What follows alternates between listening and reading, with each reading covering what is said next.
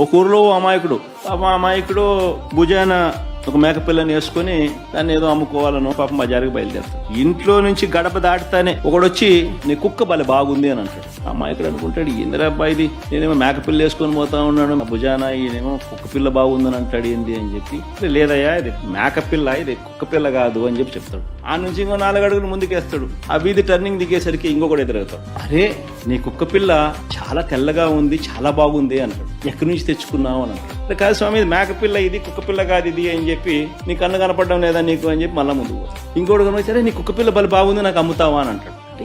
ఏం confusion start అవుతుంది. మళ్ళీ ఆయన తిడతాడు, అరే ఇది మేకపిల్ల అయినా కుక్క పిల్ల కాదు ఇది అని చెప్పి మళ్ళా 4 అడుగులు ముందుకేస్తాడు. ఇంకొకడు కనపడతాడు, కుక్క పిల్లని ఎందుకయ్యా నువ్వు భుజాన్ని వేసుకొని పోతా ఉంటావు, పక్కన నీతో పాటు నడవమంటే నడవదా అంటాడు.